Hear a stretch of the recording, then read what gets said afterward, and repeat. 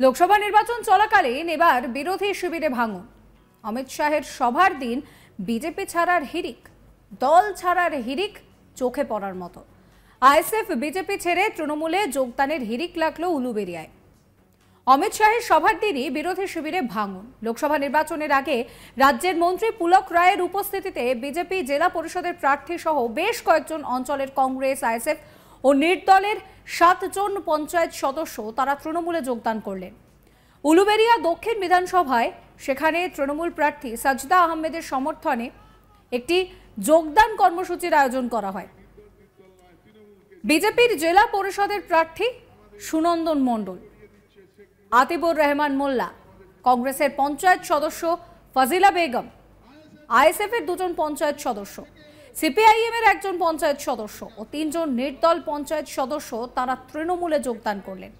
এমনভাবে দলের ভাঙন যে যথেষ্ট চাপে পড়ে গিয়েছে বিজেপি এবং আইএসএফ।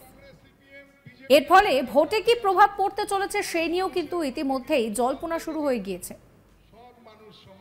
এটা আজকে প্রমাণ হলো না খাতায় কলমে প্রার্থী আছে, খাতায় কলমে পদ্ম ফুলের প্রার্থী আছে, খাতায় কলমে আইএসএফ এর খাম আছে। ওটা খাম, আচ্ছা বলুন তো খাম, ওটা খালি খাম। তাহলে আমি জয়বিশ করলাম। জয় হিন্দ, বন্দে মাতরম, তৃণমূল কংগ্রেস জিন্দাবাদ। আপনাদের শোনাবো মন্ত্রী পুলক রায় তিনি কি বলছেন।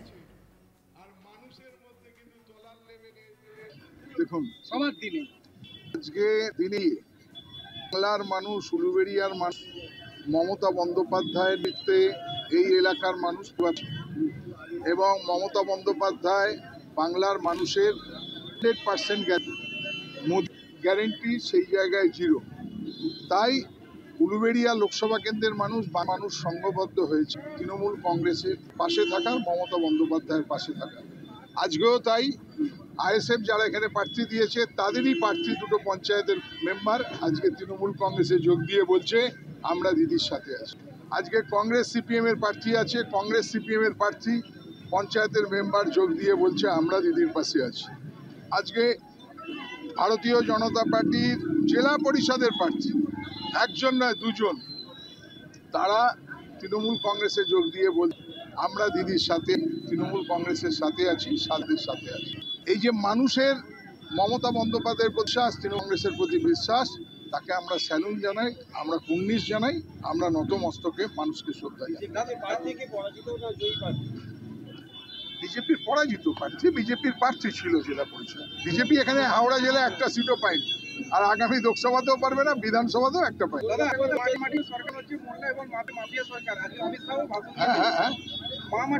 মাটি সরকার এবং হচ্ছে এখন মোল্লাদের সরকার এবং মাদ্রাসায় মাফিয়াদের সরকার, এটা হচ্ছে অমিত শাহ আজকে ভাষণ দিয়ে বলেছেন। কি বলবেন?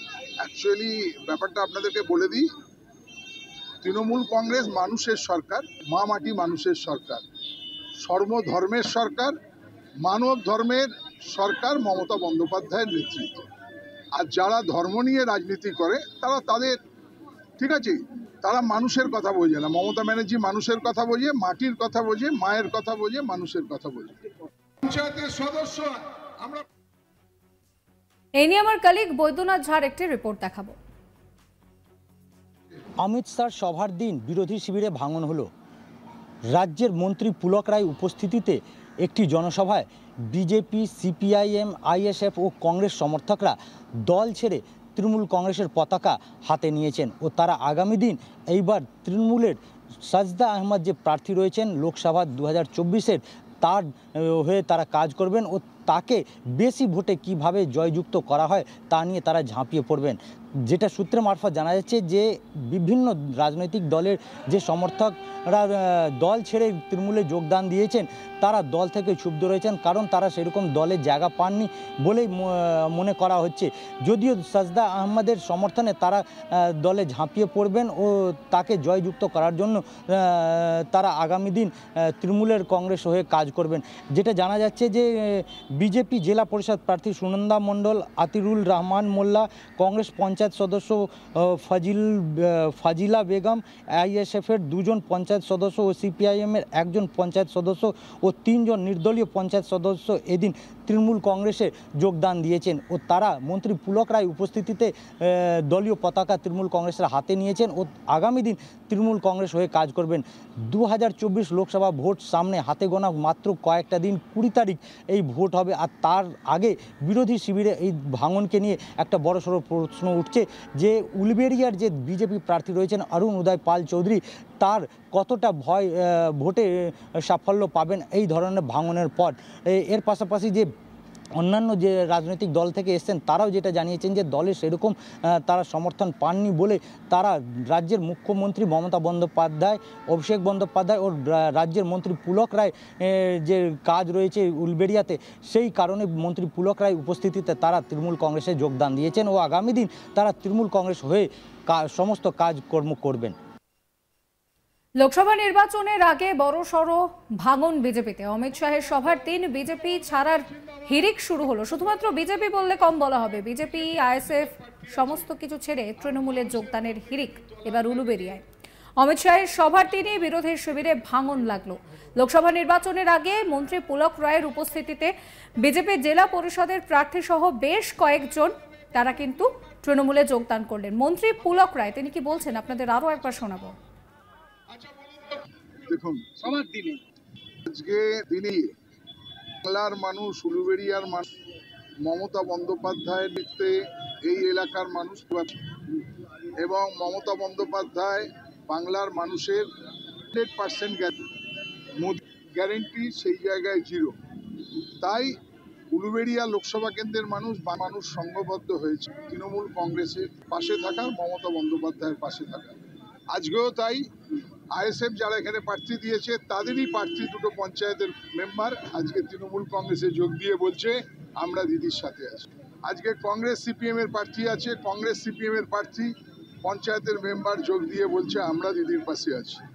আজকে ভারতীয় জনতা পার্টির জেলা পরিষদের প্রার্থী 1 জন নয় 2 জন, তারা তৃণমূল কংগ্রেসে যোগ দিয়ে বলছে আমরা দিদির সাথে, তৃণমূল কংগ্রেসের সাথে আছি, সাথে আছি।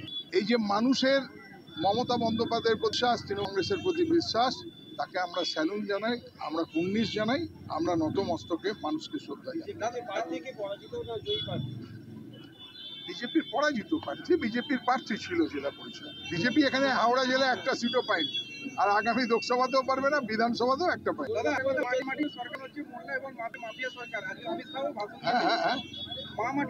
মাটি সরকার এবং হচ্ছে এখন মোল্লাদের সরকার এবং মাদ্রাসায় মাফিয়াদের সরকার, এটা হচ্ছে অমিত শাহ আজকে ভাষণ দিয়ে বলেছেন।